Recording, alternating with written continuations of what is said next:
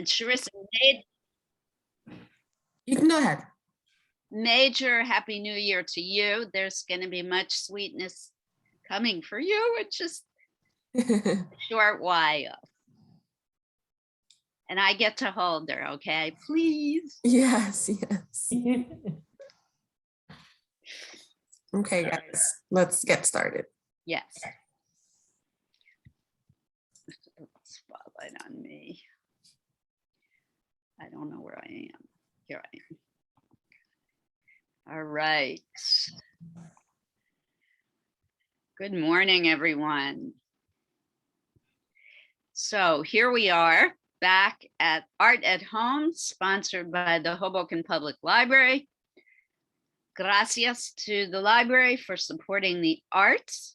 We are in the month of September 2021, in which we are celebrating the fabulous contributions of Latino and Latina American and Latinx American artists to the great culture of this United States of America. This is the second in our group of artists that we will be looking at in September, and her name is Barbara Rivera.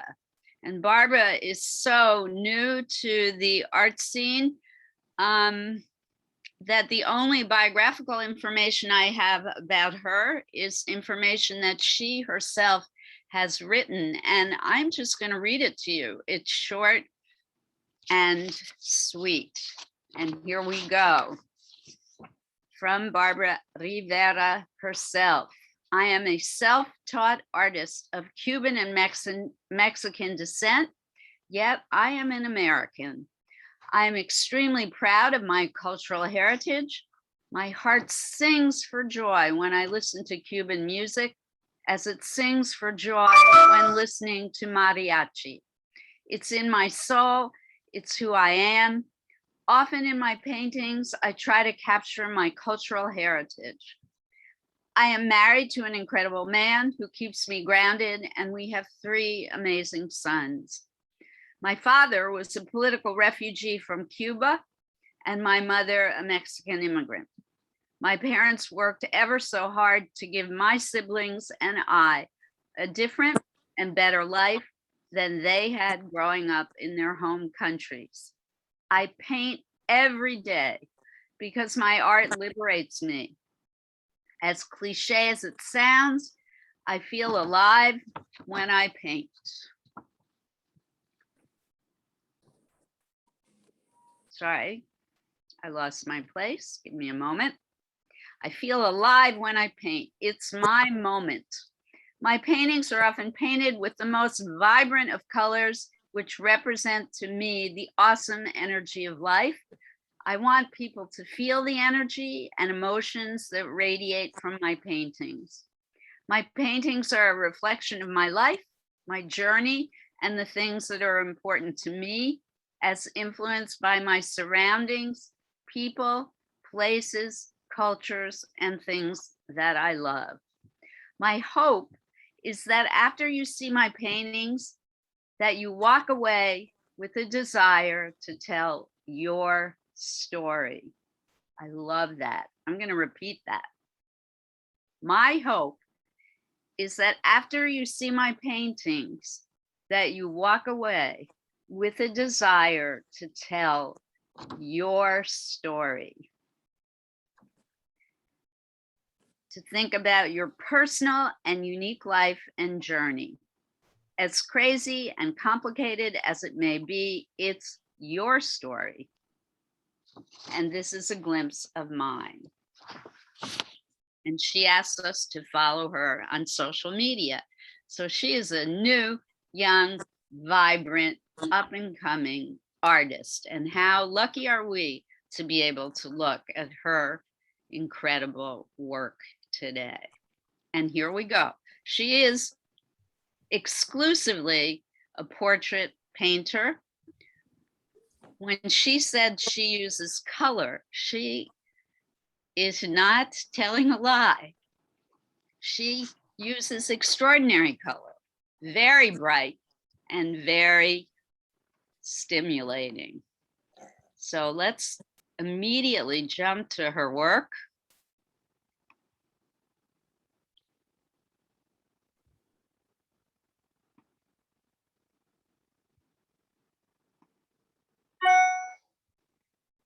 And just right up front, I think, silenced my phone, but I still do not have the capability to silence my email announcements, my email pings. So apologies for that.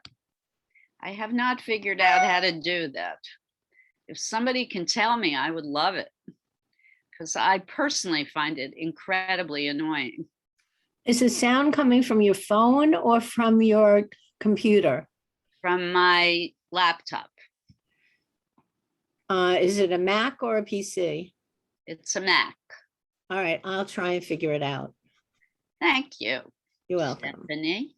You're welcome. I don't want you to miss out on the pictures though. I'll send you an email. Okay, which means I won't be able to fix it today. I'll try. Or maybe later. All right. Here is one of her portraits. Can we say enough about her use of color? It is extraordinary. Very, very, very bright color. She is definitely influenced by her cultural heritage. This is very Mexican in so many ways, not just the fact that the young woman is wearing a sombrero. Look at the beautiful dress, embroidered, maybe even beaded dress that she's wearing, which is quite traditional. I don't know if you can see the huipil that I'm wearing today, also from Mexico. I'm wearing it in honor of Ms. Rivera. But fantastic colors in this woman's dress. The makeup, or I'm thinking it's probably a temporary tattoo. This young woman is probably dressed up for Day of the Dead, which is a traditional Mexican celebration. And look at the gorgeous red flowers that she's wearing in her hair. So kind of realistic, but not really. I'm looking at her hands. They're a little bit out of proportion, a little bit too small for the size of her face and head. Does it really bother me? No.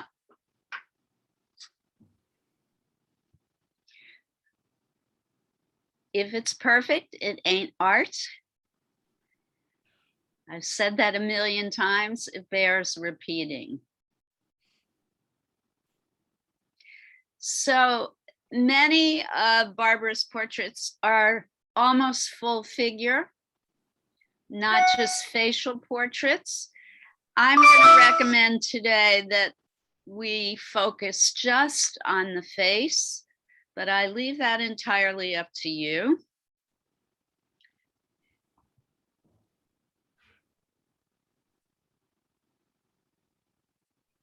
Anything anyone wants to say about this painting? What about the emotional quality of her work? I love how she uses light, the beautiful highlights in the hat here on the clavicle area, the chin, the cheek. She really employs light and dark to model the form of this figure and face. Very three-dimensional. No one has anything to share? Definitely joyful. Oh, thank you, Stephanie. Welcome. And Lauren also. Okay, I'll try and do it at some point during this class.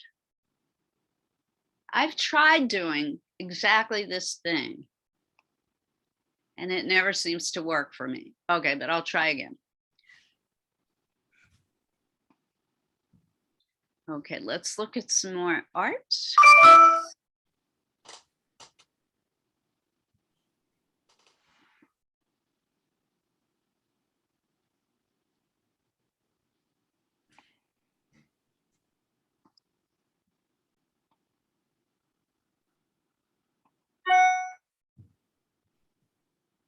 Oh, I love it. Why? Why do you love it, Stephanie? It's just so sweet and happy, and Right, you just have to smile when you look at it. right. Absolutely. Look at her little toes. It's a little too dark to actually see, but her toes are completely curled around each other. It's just perfect. This kind of attention to detail, not just the joyfulness in her face, but this kind of natural attention to detail of what a child would actually be doing really, really adds to the emotional quality of this image. Notice the beautiful negative space between her legs. Love this little diamond shape here. Look at the contrast between the textural effects she uses in the background and the smoother effects of the skin. That's kind of genius. The textural work on the little tutu, and then the smoother quality of the paint on the wings of the butterfly costume.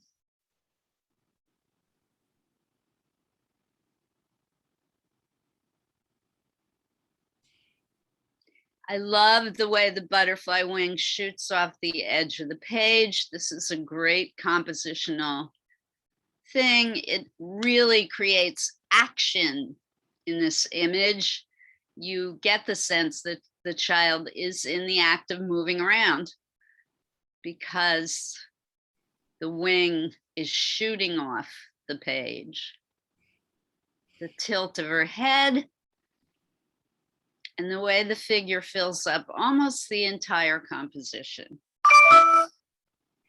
Is it acrylic or oil? I don't know. Not a lot of information about her.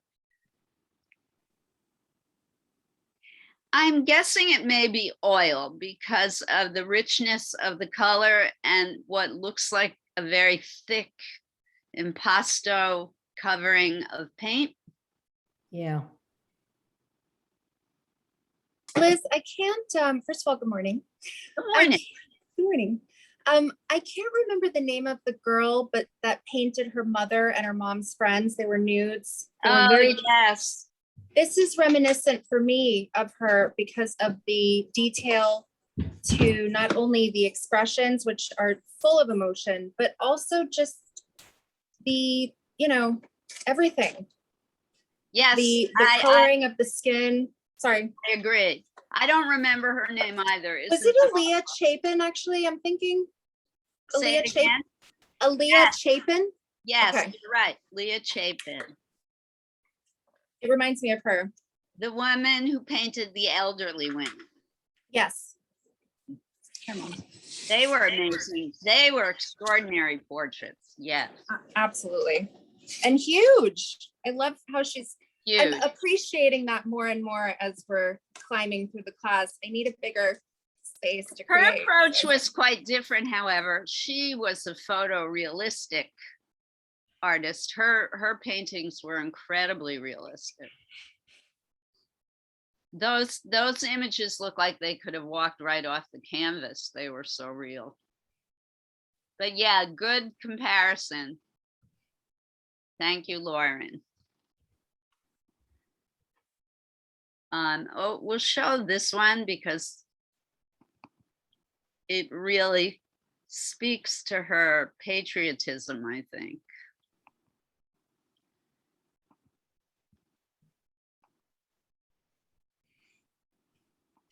Wondering if this is one of her sons. So Dios de los Muertos is a big deal in America too. There are obviously a lot of Latino Americans who celebrate here, as well as folks in Mexico. It's called Halloween. It's similar to Halloween, but it's a much more religious celebration in Mexico.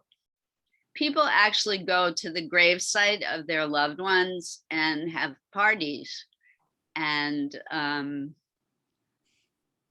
celebrate the life of the person who's passed on, and believe that the spirits rise from the dead on that day to be with everyone.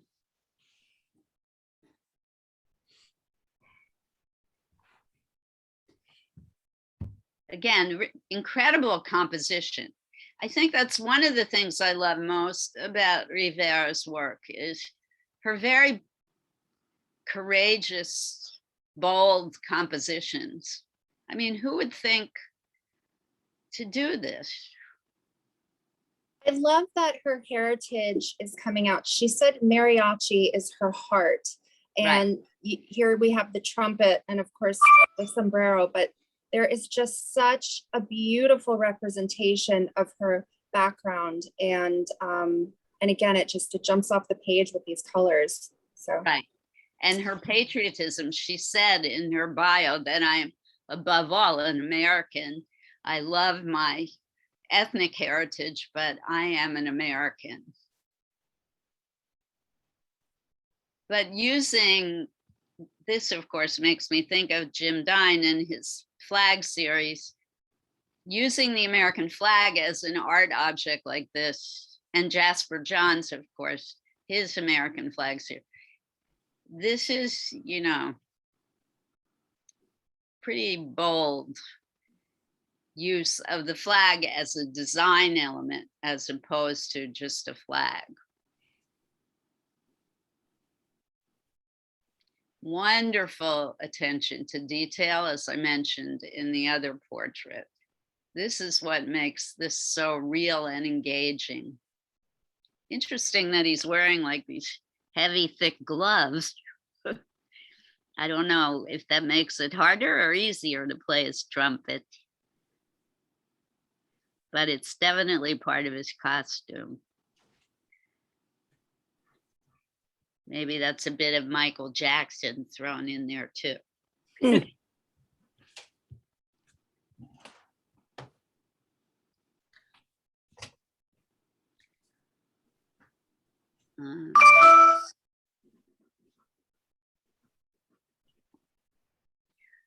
And I should mention, definitely she is influenced by Frida Kahlo, an artist that those of you who've worked with me in the past have heard a lot about. Frida is one of my all-time favorite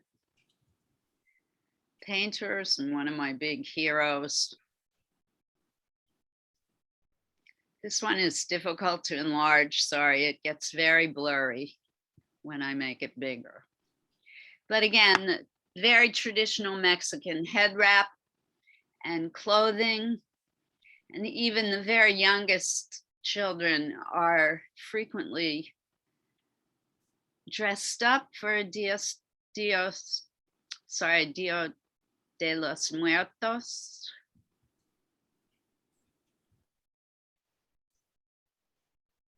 Gorgeous child. Again, her use of highlights, her use of color. She uses color to model the face. So she uses color as a shading technique. Do you see that? The darker hues are on the outer perimeter of the face where less light is going to hit the face, and the whiter, lighter tints are in the middle where more light is going to hit, because that's the part of the face that is projecting outwards. Does everybody see that? Let me show another picture that it's more apparent in. But before we do that, check out the composition. See how enormous the baby is in relation to the edges of the piece. She really explodes or dominates the composition. She is a force here to be reckoned with. She's like monumental and touches almost, well, she does. The image of the child touches every edge of the composition. We can't hear you now, Liz. Really? Hardly. Can you hear me now? Yeah. Yes. So the child is monumental. Her image touches every edge of the picture. This is a great compositional device to make your focal point the main object that you want your viewing public to look at, to make it so very large that it fills the entire composition. Notice how her brush strokes radiate out, for the most part, away from the face, which counterintuitively make you focus in on the face. And then there's this kind of lighter glow around the figure that also pulls you in to focus on the child. It's almost kind of like a religious. It's like a halo. Exactly.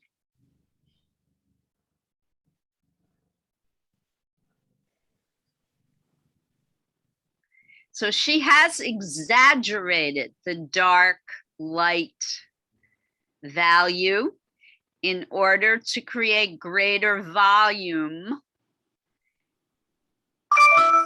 in the form of the child. In particular, the face, again, darker hues on the outer perimeter, lighter tints as we go more towards the middle of the face. Keep that in mind. It's going to help you today. Okay, we'll look at a few more.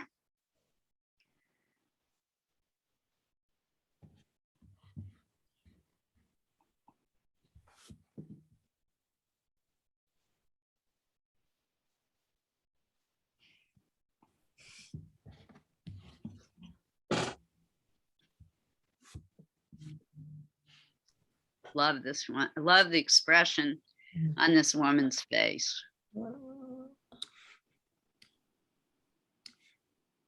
Again, the portrait fills our whole field of vision. The background really becomes just negative space, but used very effectively. She uses this neutral gray tone that really emphasizes this really gorgeous woman staring out at us. Darker hues around the outer perimeter. Lighter tints towards the middle. This is where the bright light will hit the face most. Everyone understands that when the light is, obviously her light source is right in front of her model, so the light is hitting where the parts of the face project outwards, and that will cast the outside of the face in shadow. Underneath the chin, the neck area will be in darkness as well. Glorious, fantastic color Can't say enough about the beauty of the color in this. Look at the way she's painted the beads. She's really masterful at making three-dimensional form. Darker on the outside, lighter towards the middle. That's what makes them look so round. Hardly any line visible in the nose. It's all modeled with shading. Does everyone see that? Shadow and light highlight.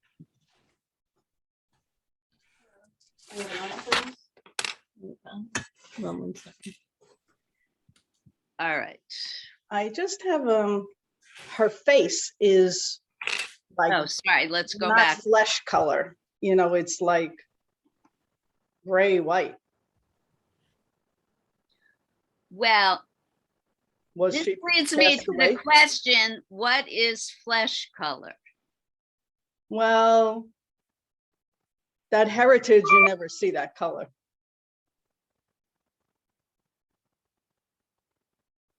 Every single individual has different skin color. Mm. So I'm not sure how to answer that question. I will say that this particular artist is not always going for photographic realism. She uses color in a dramatic way, and she may be manipulating the color to her own aesthetic vision. I will also say this model is definitely made up, so it may have something to do with the makeup that she's wearing. And it could have to do with the lighting that she's sitting under. But skin tone is subjective. Mm. So I'm trying to be accurate in what we're talking about. I would actually say this skin tone could very well be accurate. Mm.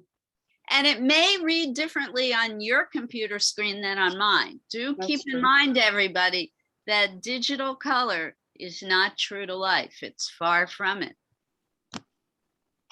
So that's another thing to keep in mind and to consider. Thank you. You're welcome. Thanks for your observation. Okay, I think we can look at one more and call it a day. Actually, this may be a still life. I can't quite tell. No, it's, yeah, I thought she was exclusively portraiture, and I'm right.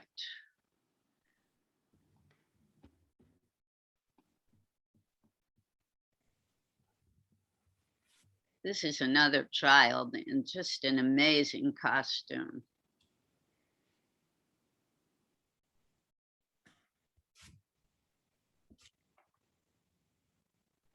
Again, I can't enlarge it much more.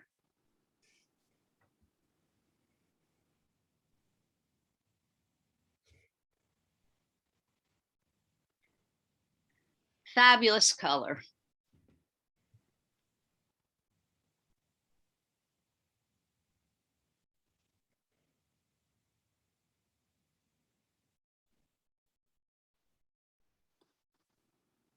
She seems to capture the expression in motion. Absolutely. Hmm.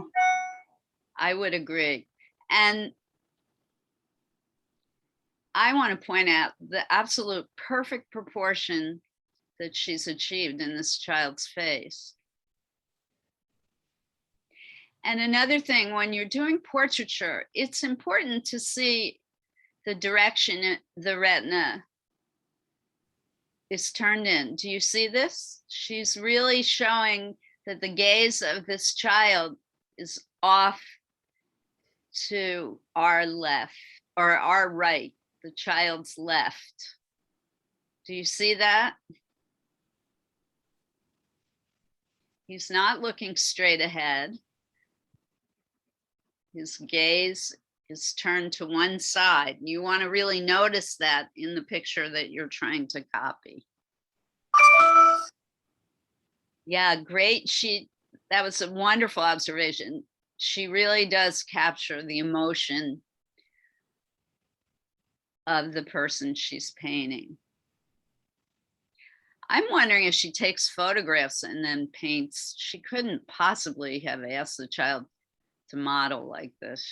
So she must work from photographs. Or if she sketches, sits and sketches while she's looking at these people.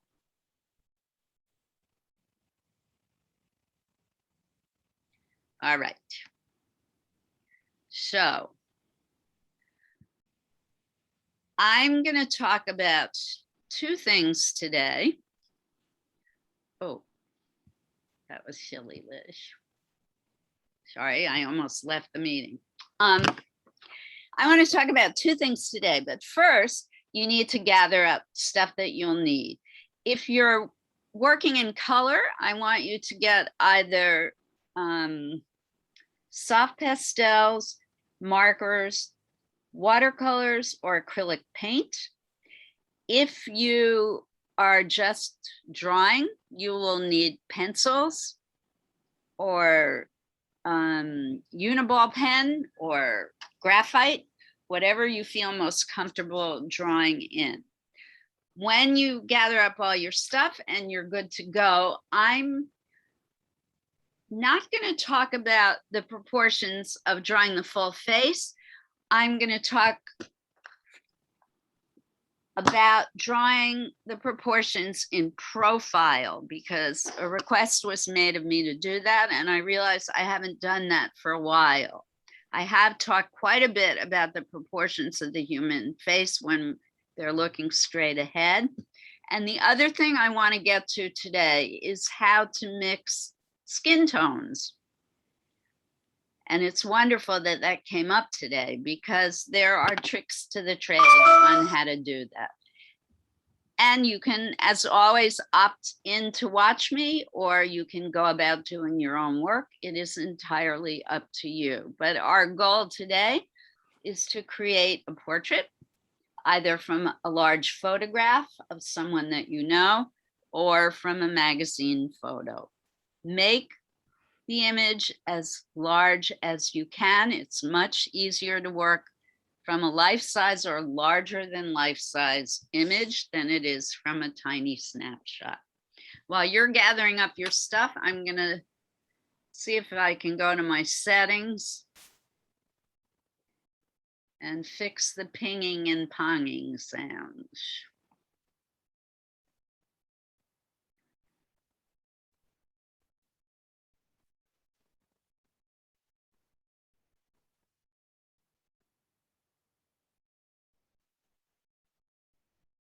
Notifications is where I go.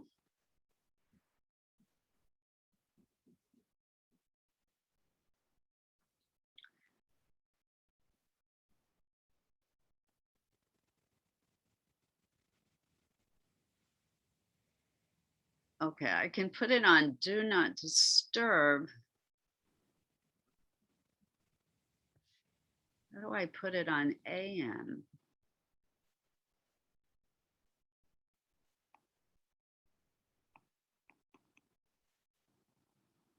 Ah, perfect. 10 a.m.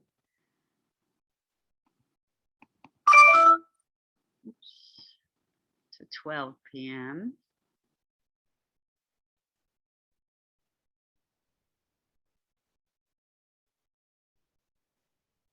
When unlocked, do not disturb. Okay, let's see if that works.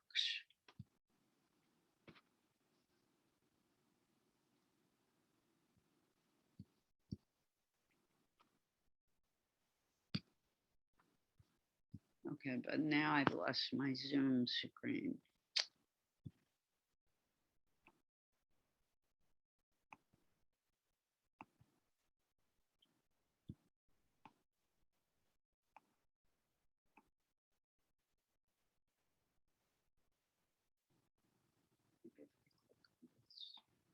Oh, okay.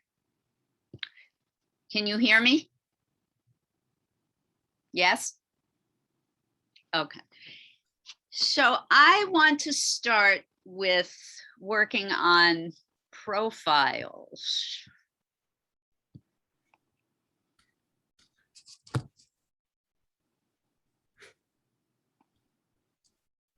I'm going to show some diagrams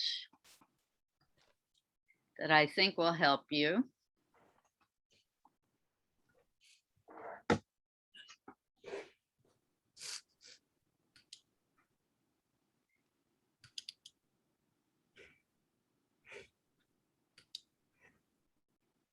This is something that I wish we were in person to do because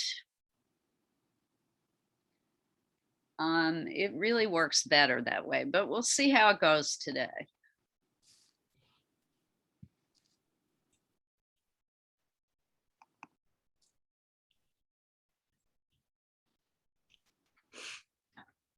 Look at this one first.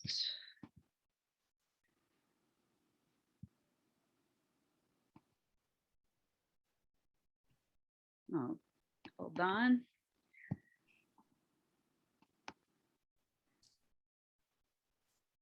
Okay, can everyone see this image?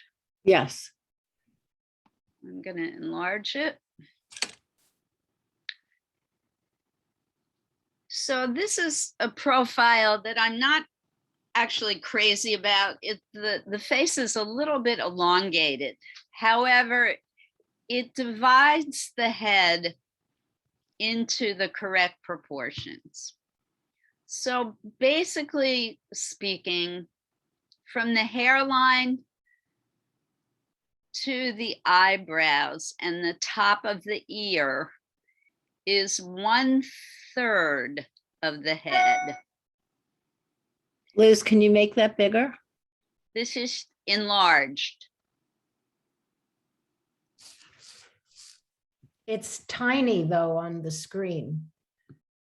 It's filling up my whole screen. Okay, I'm going to stop the share and I'm going to try and do it again.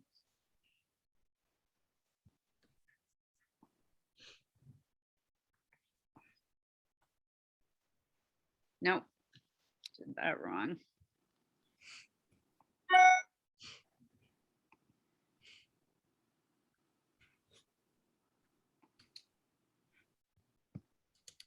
Let's start over. Sorry about that. I'm going to start all over again. Okay. What about the pinging? Do you hear the pinging? No. Oh, good. I think I fixed that. Hopefully we'll never hear pings again. There you go. Okay, good. So from the top of the head to the hairline is 1/3. I mean, yeah, from the top of the head to the hairline is 1/3 of the head. From the hairline to the brow is another third. From the eyes to the bottom of the nose is a third. From the chin, from the bottom of the nose to the bottom of the chin is a third.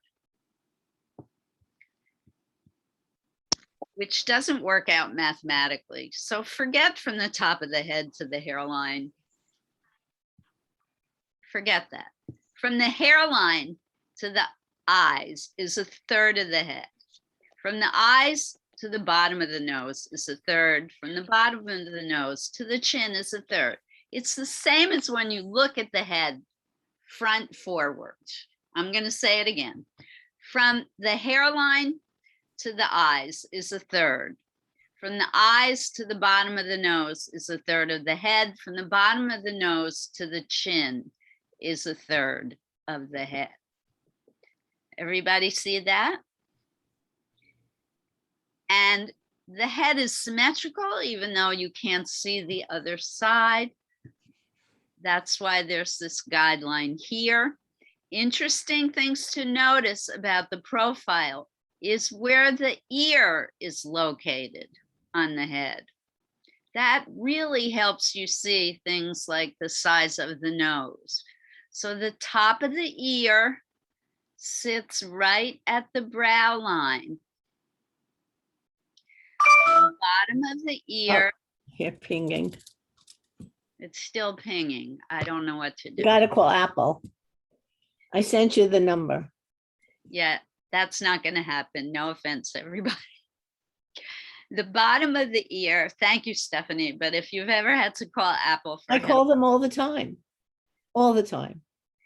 That's how I learned how to use the computer. They're All right. really helpful.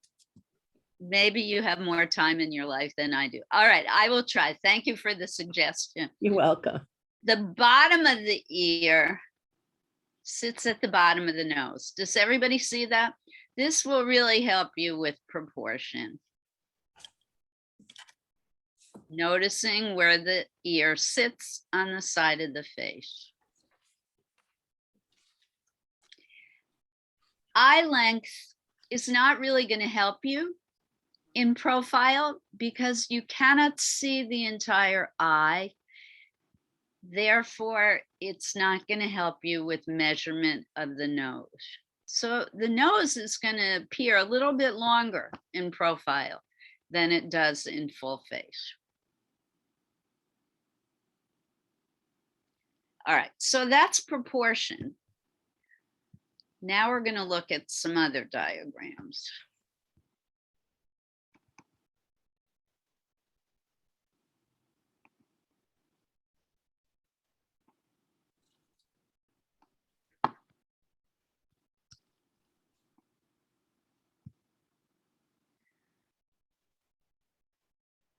Okay. This image I really like because it helps you to see that the profile has volume just the way the full face has.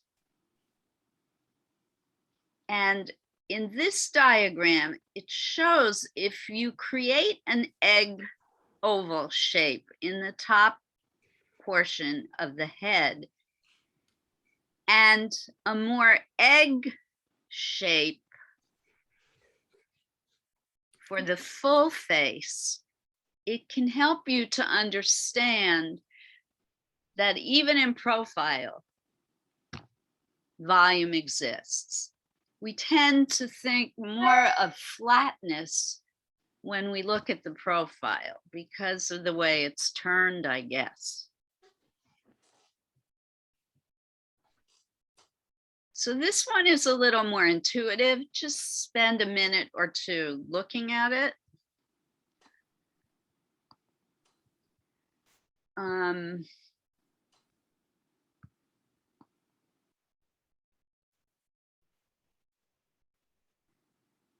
I don't know what this scale on the side helps to do.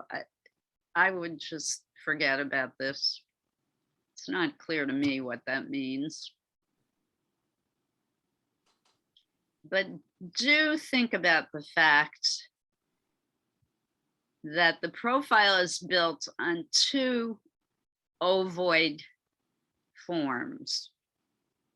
The larger one is a little bit more pointy because of the way the chin is situated in profile. All right. Now I want to talk about the features. Let's look at an eye in profile first.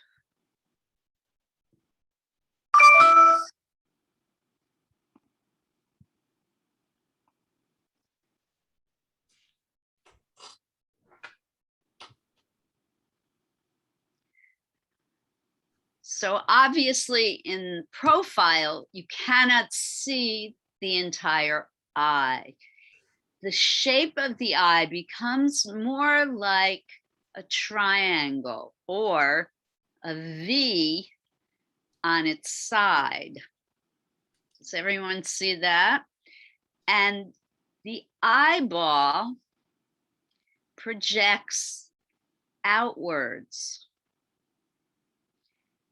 And the upper eyelid has a slight curve to it because it enfolds the top of the eyeball. Just a very gentle curve. But the same parts of the eye still exist. You have the colored portion here, the retina. Notice it's not completely round because why? The upper lid and the lashes cover up the top, and the lower lid and its lashes cover up the bottom. You have the pupil. I know I have the terms backwards probably, but you have the dark thingy here.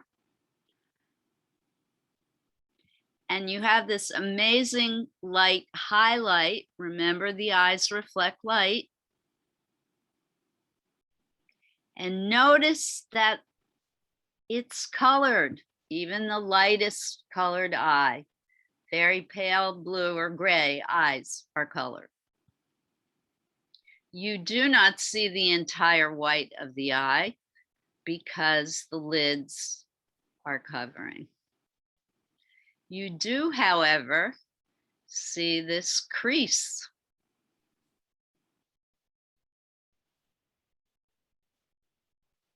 Although some eyelids come straight down and you don't see this crease.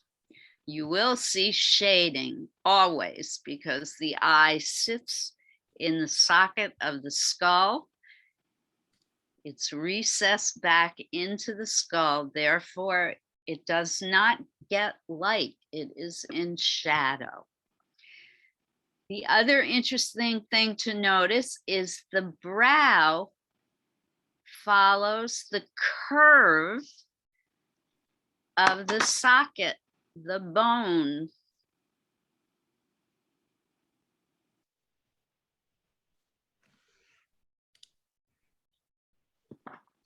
Even those people who have very little brow line, it's going to curve a little bit here because that's the way the hair grows. It's not straight across.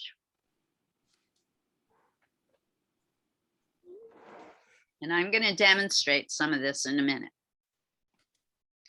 All right, let's look at the nose.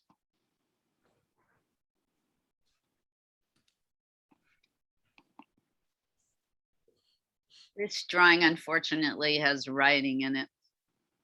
I shouldn't have picked this one, but it's the only one I have, sorry. Oh. Did something wrong.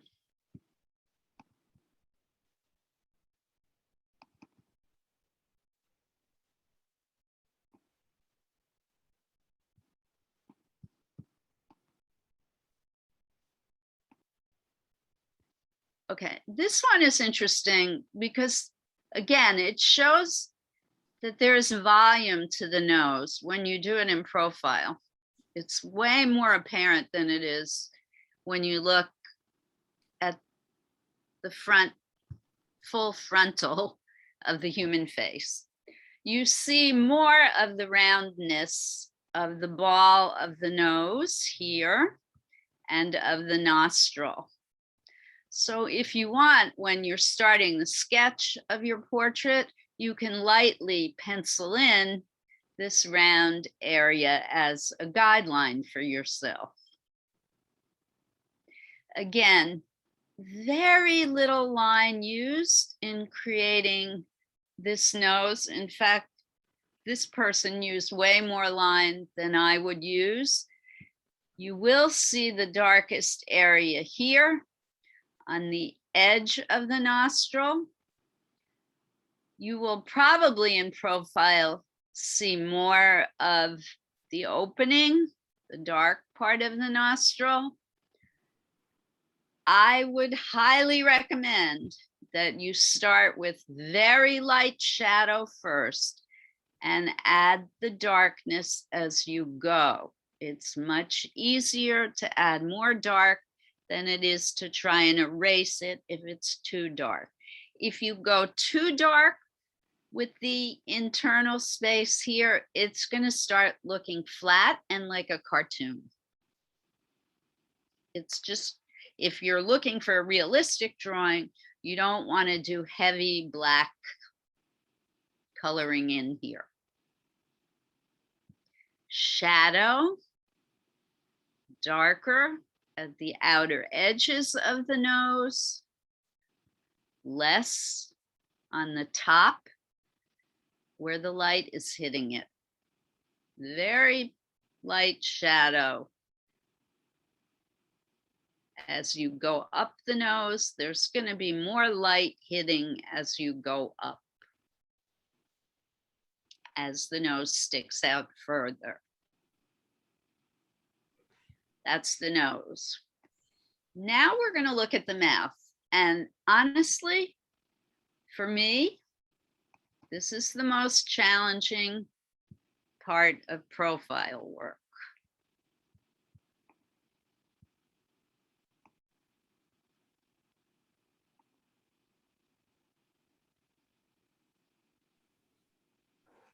And I'm not crazy about this one, this particular drawing, but what I like about it, as an example, the only line that may be apparent in the image that you're trying to copy, if it is a profile, is this on the outer edges of the mouth and where the two lips are separated.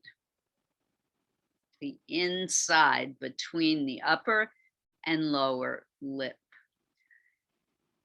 Usually, and there are major exceptions, major and many exceptions, the lips look like a Valentine.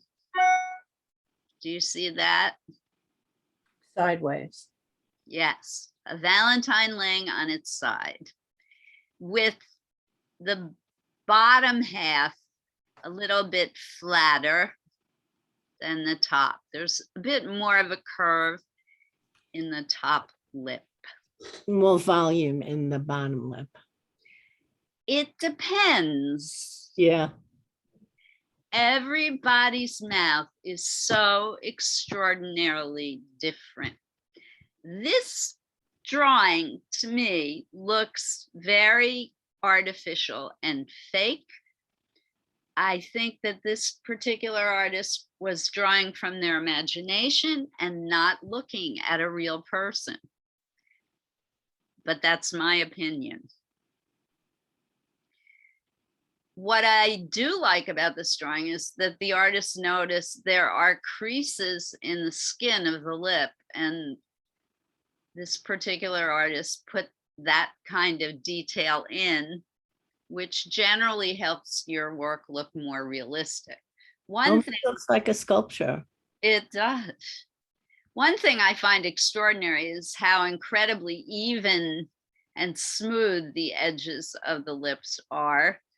In real life, that's never the case. So even babies, you know, their lips aren't this smooth on the outside edge. All right, but just knowing that the Valentine shape It's helpful. is the basic form, I think is going to help you if you do profile today. All right, if you're doing full face, remember the face is symmetrical. You can look at me just momentarily. Symmetrical. You can measure the head by eye lengths. The human head is, I think it was 5 eye lengths across. The nose is 1 eye length long. Those are great measuring tools for you to remember. All right, so I'm going to start drawing a portrait. And once I've got my sketch done, I'm going to start talking about how to mix different skin tones. Any questions so far?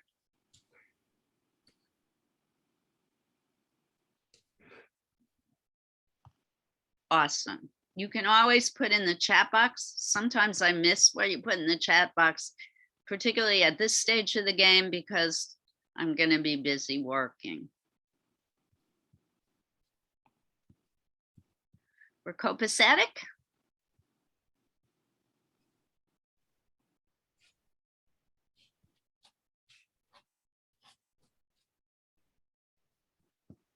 Cool.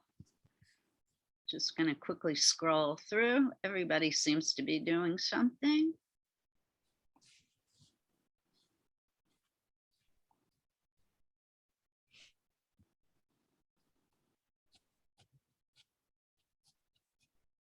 Good. It's suddenly gotten very dark in my studio, so I'm going to hit the lights.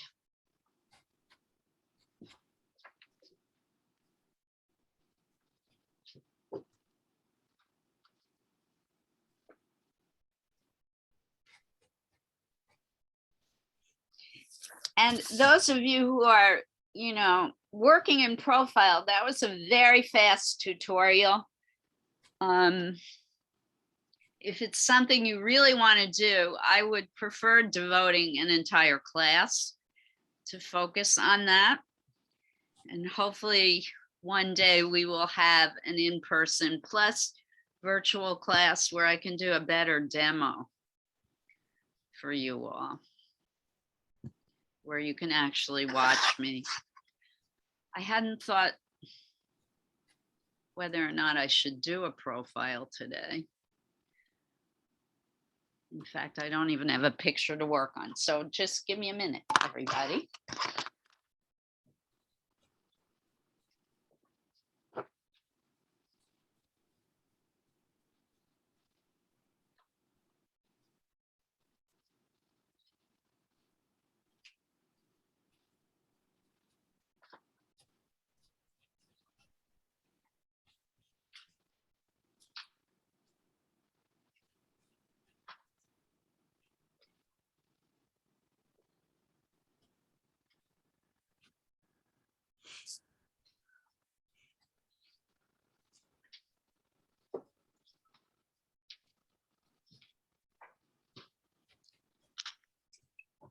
Looking through my folder of photos.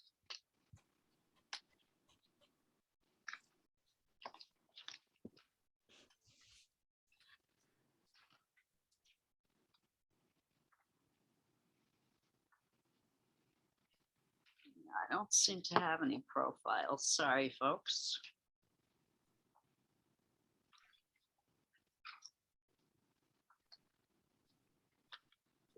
I think what I'm going to do, I'm going to break all my rules and try and do a profile from memory. Because I think it would be worthwhile for folks to actually see, those of you who are interested, to actually see how it's done.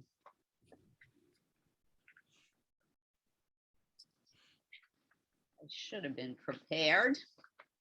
Darn.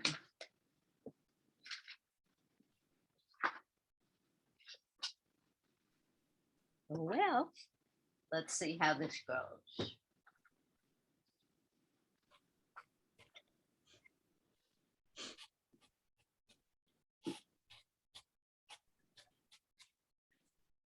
So I'm starting with a light sketch. I'm doing that kind of pointy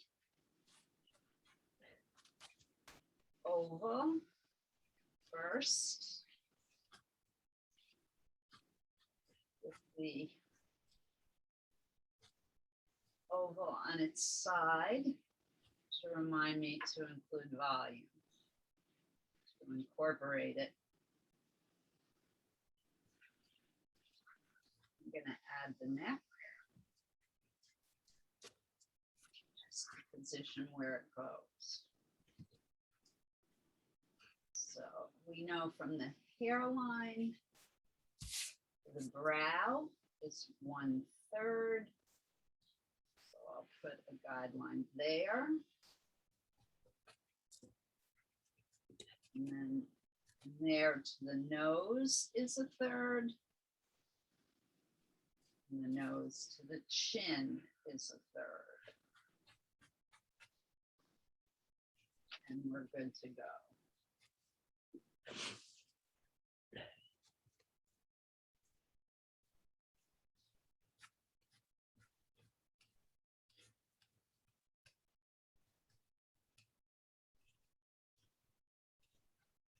So we know that the eye is going to be in V shape.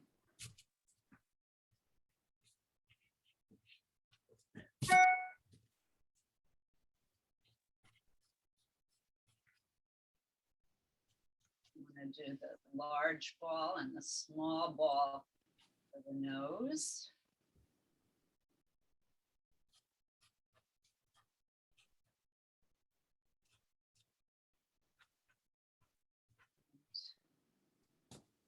Our Valentine for the mouth.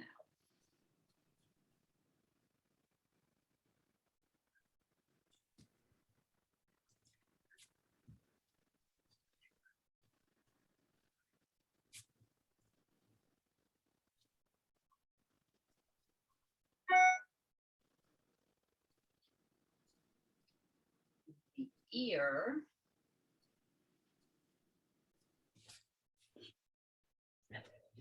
goes from the brow to the bottom of the nose.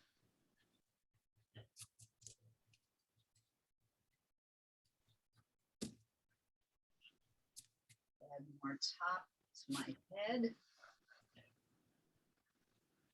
That's an error that everybody makes. You never make the top of the head big enough.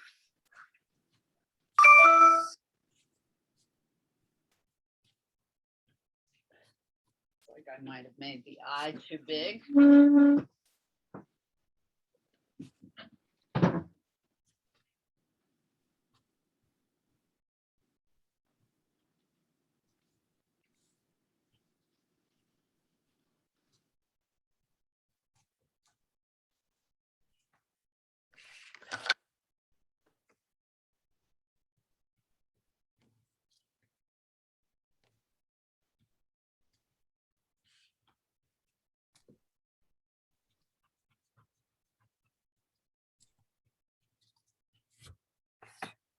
I don't know if you can see how very sketchy my lines are at this point. Very loose. I'm pretty much holding my pencil and the eraser and keeping my lines loose and flowing.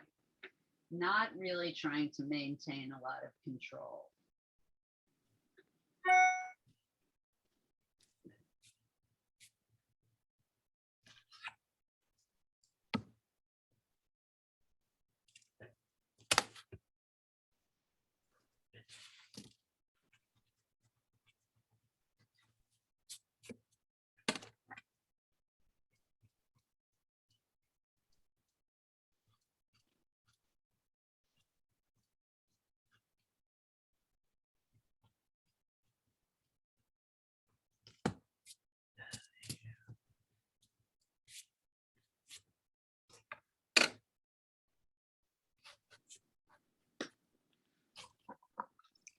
Have that eraser hand. Everybody erases, and it's okay.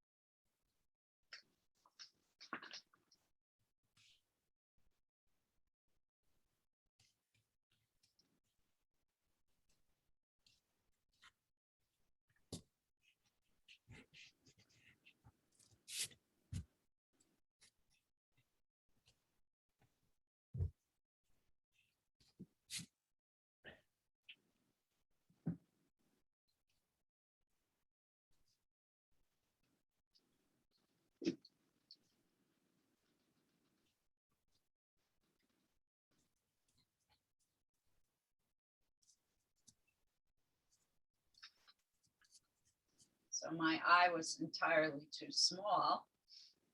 Completely starting over. Don't be afraid to erase.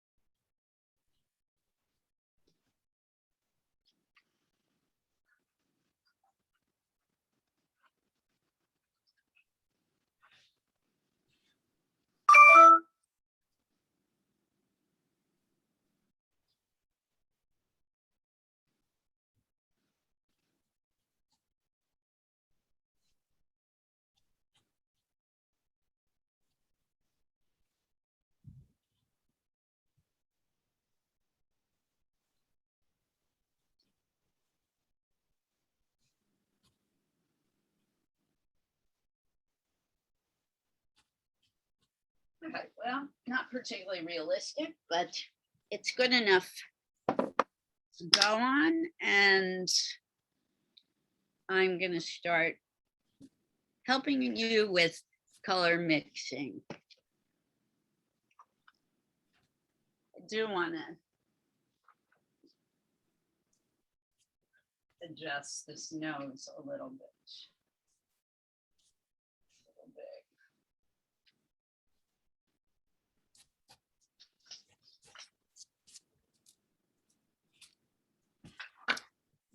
It's interesting looking in the computer screen, I can actually see what I'm doing better than when I actually look at the real thing.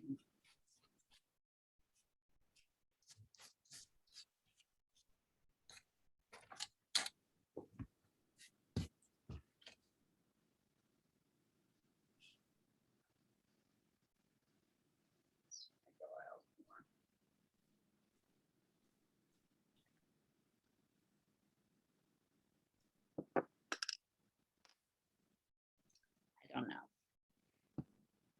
Yeah, but we're running out of time. So I want to talk about skin color. The thing to remember and focus on, as always, is our color wheel. Depending on whether you're doing dark skin tone or light skin tone, doesn't matter. You always want to think about the 3 primary colors and the 3 secondary colors.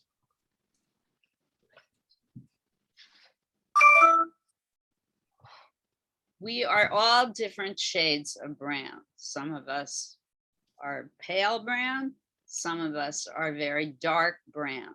So you want to, first of all, create brown. Once you have brown, you can either make it a tint by adding it to white, or you can make it a hue by adding it to black. Remember that the brown is always added to white or added to black, not the other way around. You can make brown by taking any of the primaries and mixing with its secondary complement. So, for example, the complement of blue is, anybody want to volunteer? What is the complement of blue? Yellow. Orange. Orange. Excellent.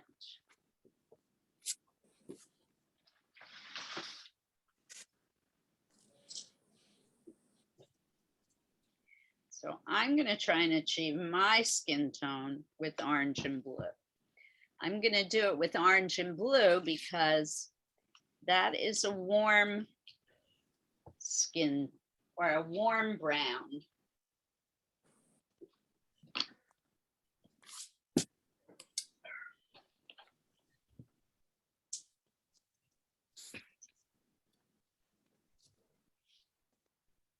Liz, I have a question. Last time you also said yellow and violet for lighter. Is that? Yes, you can use yellow and violet. You will get a lighter skin tone if that's what you're working towards. Yep, For somebody who's very pale? that would be a good place to start, yes. And then to make that darker for the shadows, would you then incorporate a blue into that for the darker shadows? Or I would add more violet. violet? Okay. Yep. So when I'm making brown with orange and blue, I'm starting with orange first and adding just a little bit of blue. And sorry, folks, I need to run get paper towels. I'll be right back. Not my best organizational day.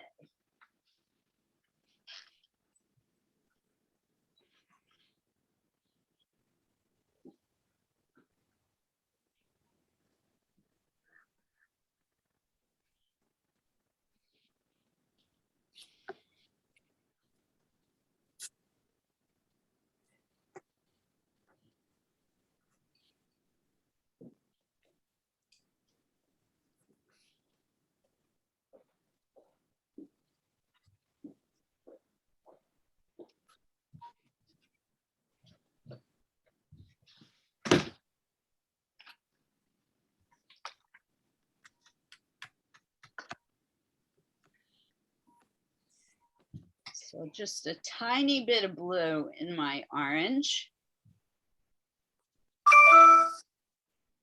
And with yellow and violet, would you start with the yellow first or the violet?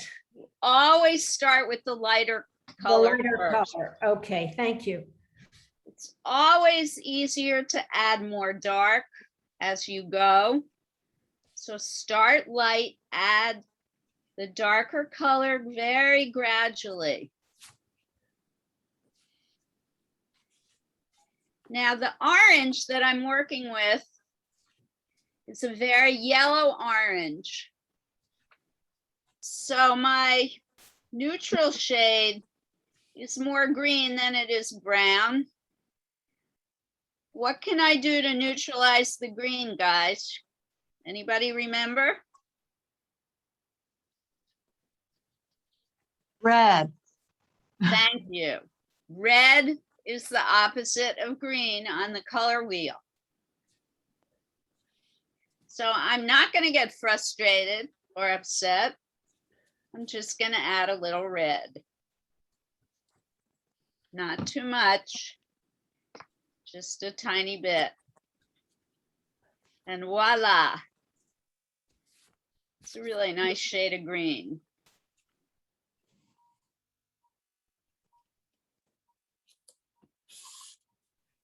Actually, the easiest way to make brown, other than taking it right from the tube, is to mix all three primary colors together. All right, now I have my brown. So now I need to determine, I can't really tilt it to show you because then all my colors will run together. But now it becomes a question of how much white or how much dark color do I need to add to it. If it is a red brown, I could add more green. I could add more red, or I could add a little bit of black if I want it darker. If I want it lighter, I could add it to white. I would start with white as my base and add brown to the white. Does everybody get the difference? If you're trying to make it lighter, white is your starting point and you add to the white. If you're trying to make it darker, you add just a tiny bit of dark to the color that you've mixed. Liz, what happens with pastels where you're layering? So that would be, It's the same absolute thing. The same thing. so then are you saying that in the areas that are very light, before you add the yellow violet, you would put white down first? White No. pastel? I would try and mix your pastel colors on something hard, a hard surface like glass, that you mix your colors as if they were paint and then rub your fingers in it and wipe it on your paper and then rub it into your paper. Oh, wow. Okay. So that you're in a sense doing all the shading, your finger becomes your brush. Okay, thank you. And then if it's not light enough, I would put the white on top. Okay. Thank you. You're welcome. So I am starting with the darker shades, the outer parts first, which is kind of counterintuitive, I suppose.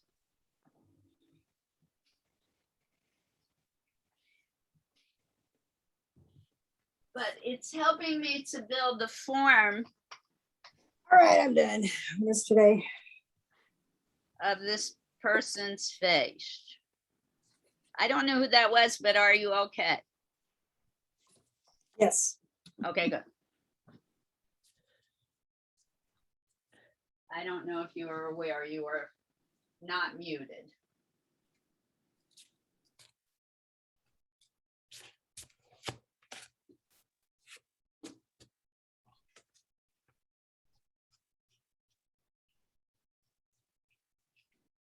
But as always, I'm working in wash first, and I'm going to add more layers of paint as I go.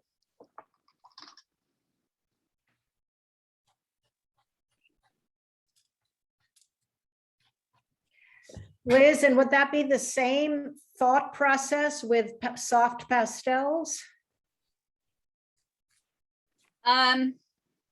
Technically, I mean, Not sure how to answer that question. Let me think about that for a minute.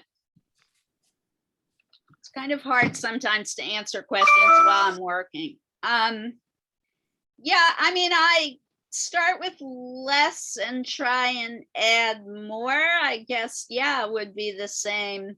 Pastels are a little different though, because once you put it down, it's not always easy to cover up. Do you understand what I'm saying? yes.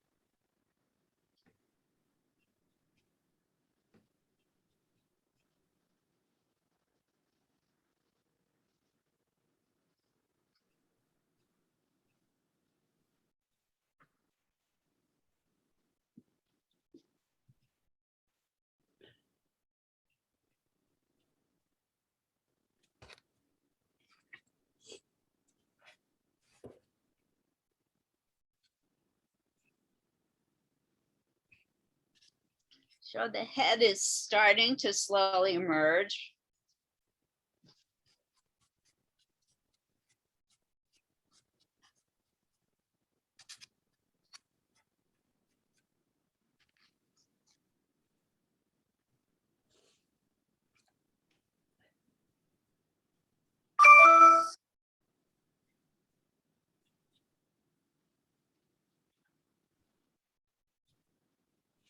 I'm getting to a stage where it's so wet, I might have to wait a few minutes before I go on.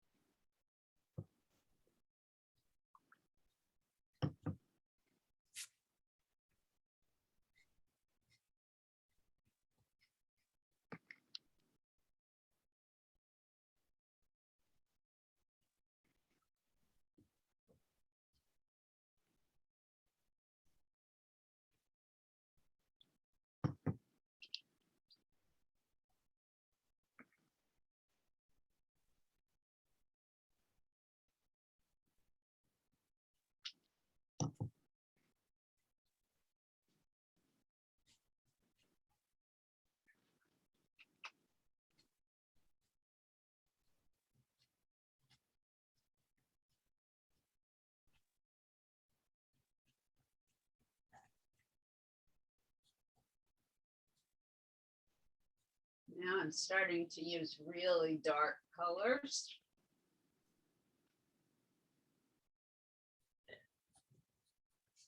I've taken the three primary colors, very little water.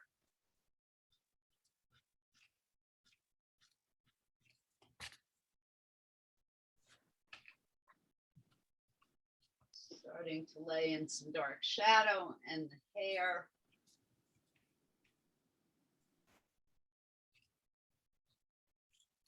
Do the brow.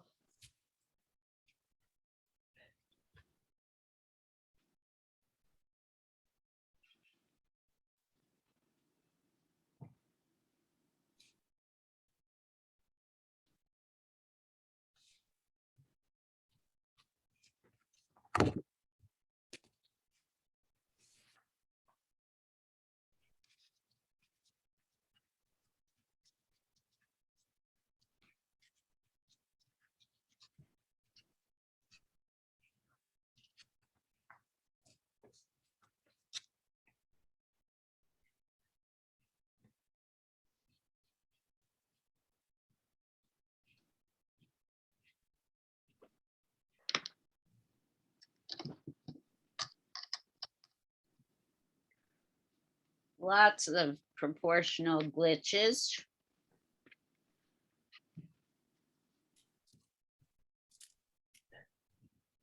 But I'm not stressing. I'm having fun.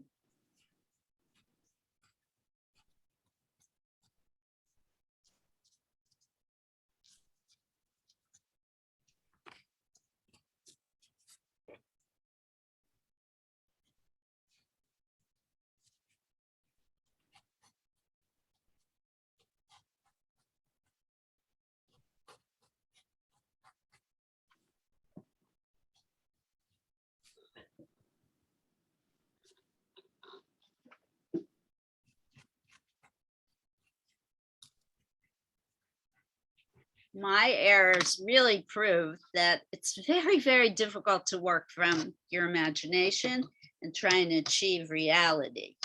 I can't do it. There are very few people, if any, who can. So the forehead should be much bigger here. The whole face is too long. But I like this picture. Right.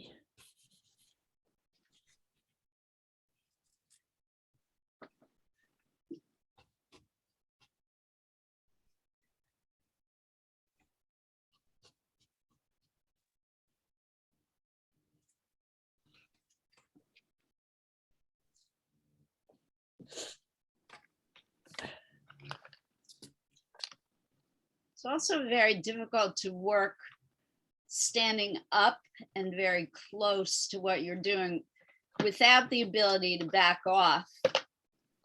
So I can't really walk far away from what I'm working on. So the nose is actually too big by about an inch.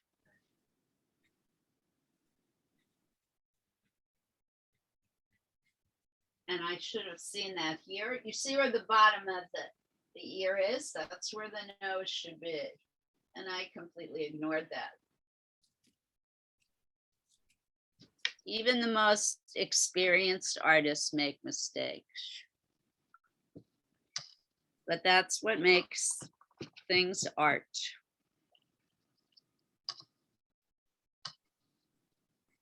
I repeat, if it's perfect, it ain't art.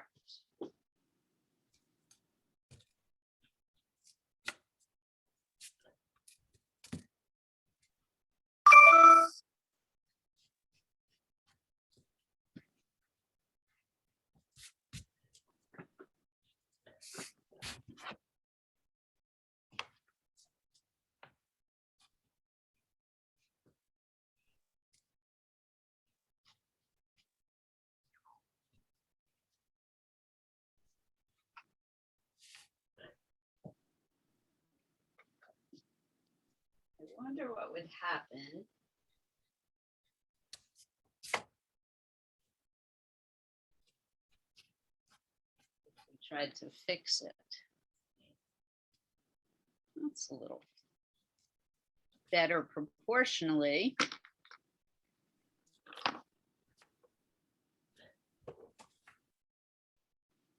The face, of course, is still too long.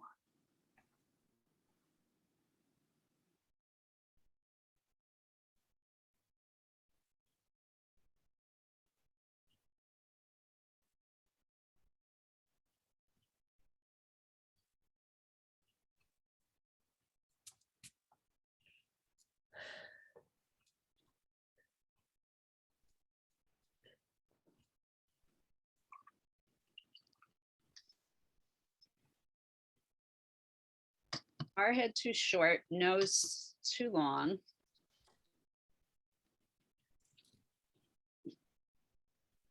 But I'm still working.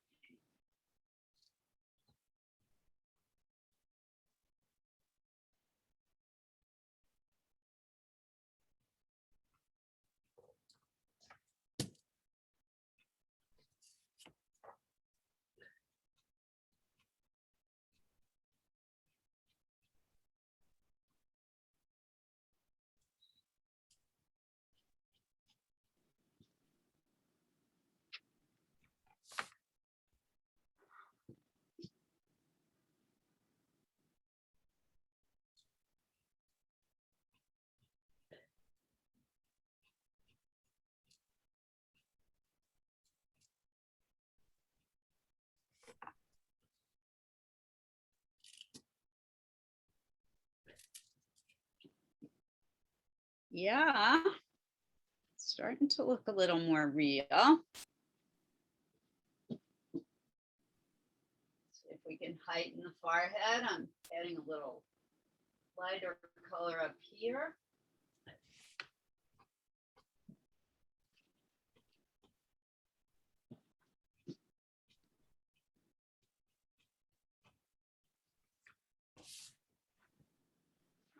You can always work and fix.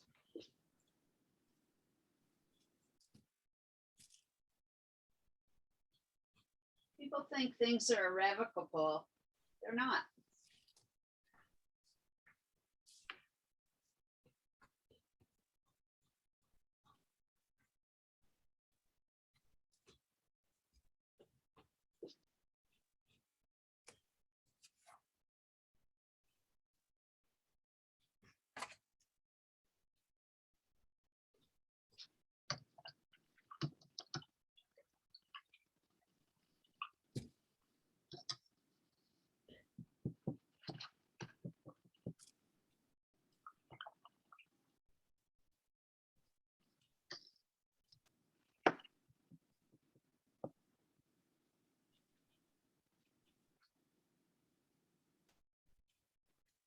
What time is it?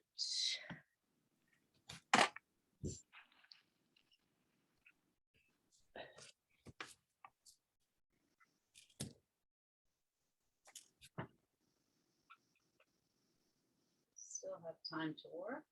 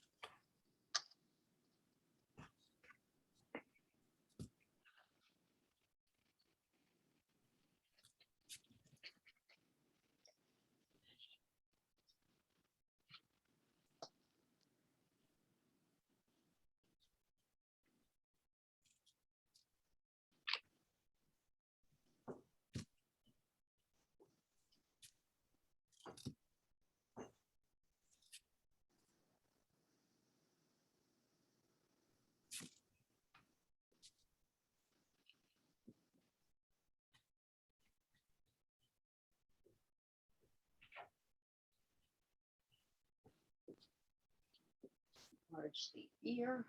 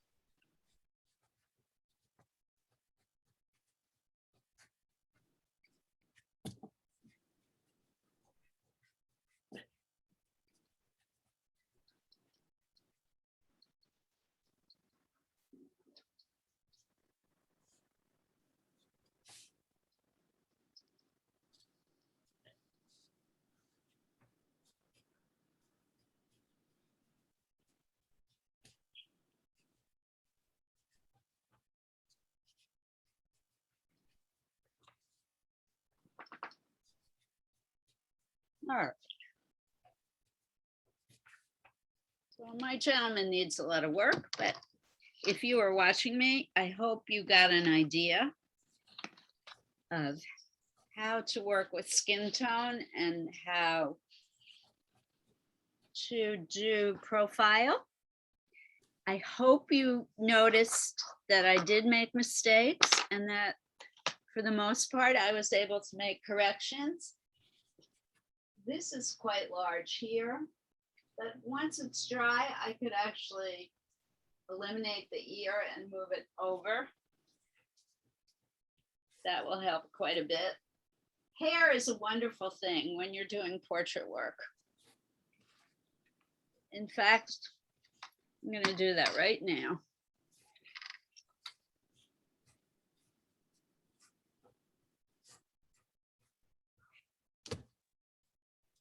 That ear is just kind of a confusing distraction in this face anyway. We're going to make this hair. And later on when it's dry, I think I'll add the ear over here. So mistakes can be corrected. I hope you noticed too how much hair I gave this gentleman on the back of his head. We tend to forget how large the head is. And if you want to achieve a more realistic look, you do want to put a lot of hair on the back and on top of the head. All right. We're going to put him to rest. And we are almost, oh, we are at sharing time. Let me, first of all, quickly see who we have for next week.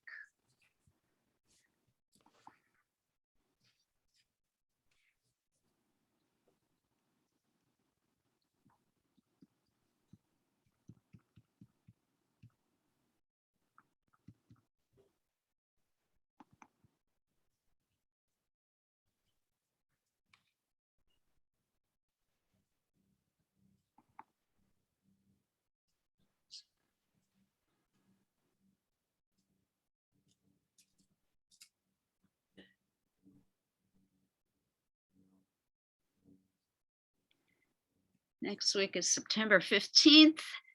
And another new artist, I will put her in the chat box for all of us, Maria Martinez Cañas. She is Cuban Puerto Rican American, and she does experimental photography. We are going to do collage work with photographs and fabric. So completely different from what we're doing today.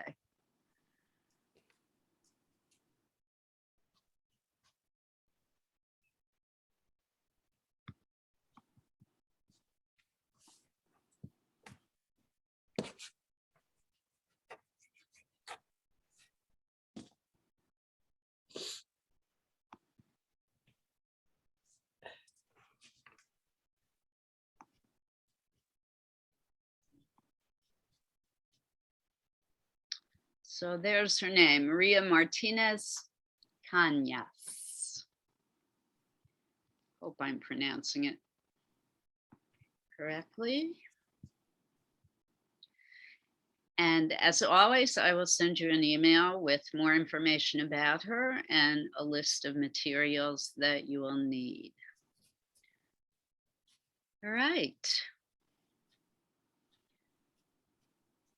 Anyone in the mood to share today?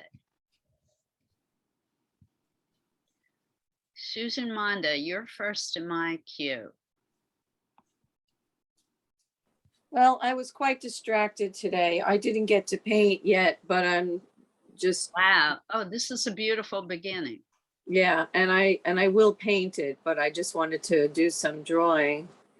And it's not finished yet. As I said, I was a little distracted, plus I have a headache. So I was slow getting off there. That's But I will send you a JPEG. okay. Well, you've done well considering. Thank you. You might want to check out the shape of the whites of this person's eye. Yeah, yeah. Something about the curvature of the upper eyelid seems just a tiny bit off to me, but otherwise beautiful shading, Okay, thank you.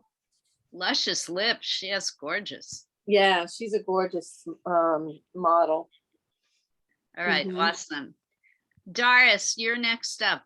Want to share today?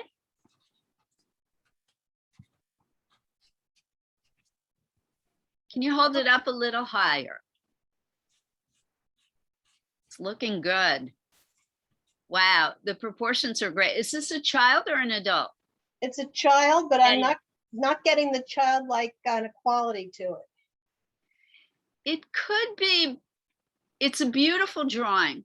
It could be the dark outline around the eyes it looks a little bit like eye makeup. Mm-hmm. So if there's a way to lighten up a bit on the dark outline, even if she has very dark eyelashes, you might want to try and minimize the dark quality of that line. That might help, but the proportions are good. You could raise the hairline a bit because in children, the top of the head tends to be huge. Okay. And that might make it a little bit more childlike also. It's a beautiful drawing. I like the way you filled up the entire space with the portrait. Really nice. Thank you. It's fun. You're having fun. That's what I want to hear. All right, Heather, you are next. Okay, I'm struggling. This is I my, struggled today too, so we're in the same boat. Wow. this is not me, this is the portrait. Okay, Wow. This no, great color, great color. And you went for the profile, so this is almost a complete profile. oh my God, it's so hard. Profiles are challenging. All right, one suggestion. Yes, The chin may be a little bit bigger. So I would check that out, but okay, it doesn't disturb me. I like your drawing so much. The other thing is the person in the photograph, the head is tilted up a bit more, so that's going to change yeah, expression. Yeah. Other than that, and I wouldn't worry about that in yours. it was difficult. It was think- really difficult. I think you did well. Thank you. Stephanie, hey, we all have those days. Mhm. Very nice, Stephanie. Great use of the highlights, the light highlights. One suggestion, the whites of the eye also in yours maybe a smidgen too big, but other than that, and the other thing, it may be a little bit too dark underneath the nose. So you might want to check out the photograph that you're working from and see about that. And it may just be, maybe it's not too dark. You may need to blend the shadow more into the nose. Okay, Take your fingertip and do a little bit more blending. But the transition from dark to light it's missing. So it flattens the nose out just a bit. okay. But this is a beautiful drawing. Oh, thank you. All right, Pat.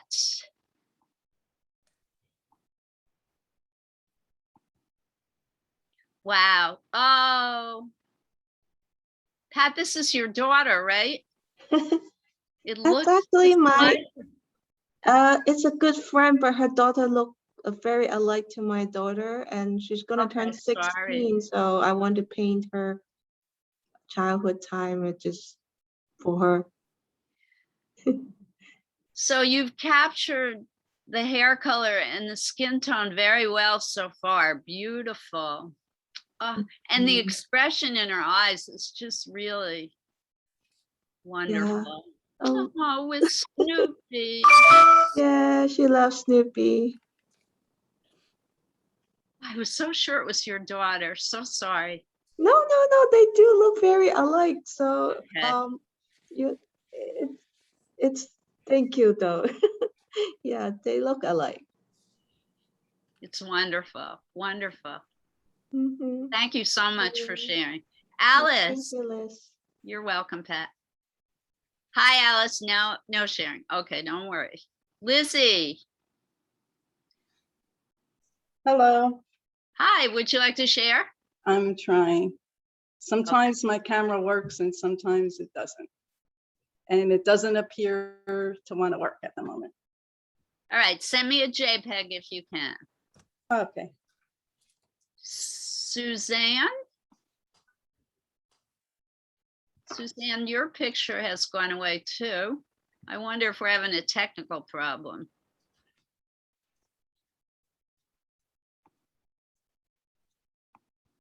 Suzanne, I'll come back to you. Nomi,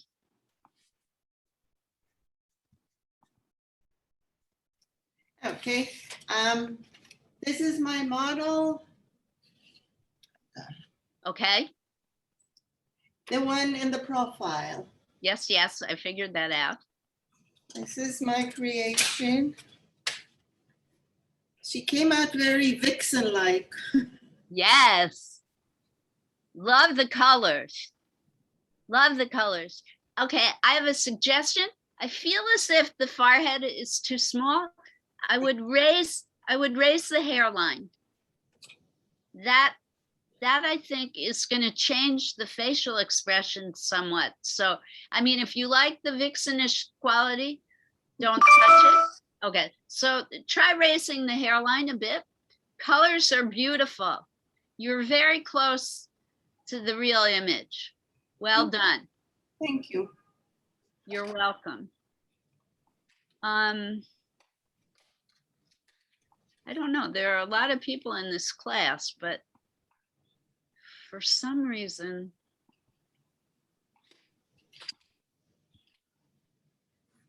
I'm not seeing everybody in my scroll now. Suzanne, are you still with us?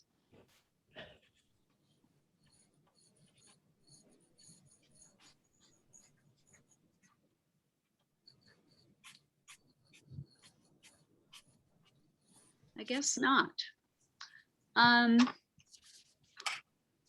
Well, we still have 2 more minutes. Folks, you can keep working.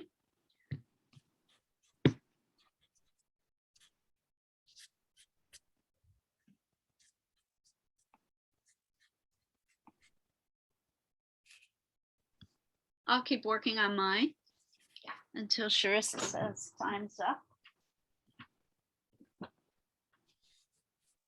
See if I can do something with my imaginary ear.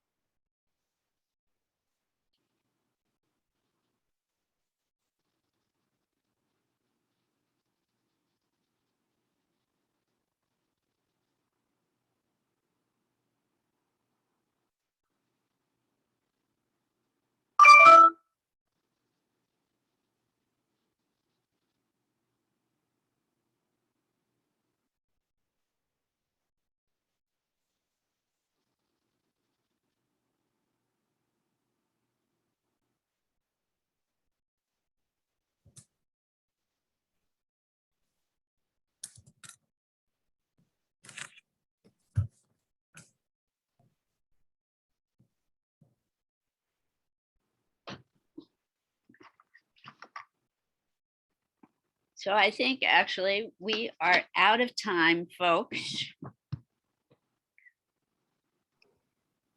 So I am going to say goodbye till next week. I hope you all enjoyed. Thank you, Next- Liz. Next week, we're going to launch on an entirely new art journey. Enjoy, everyone, and stay dry. Bye. Thank you everyone for coming. Thank you so much. Art on, and Charissa, stay well. Mhm.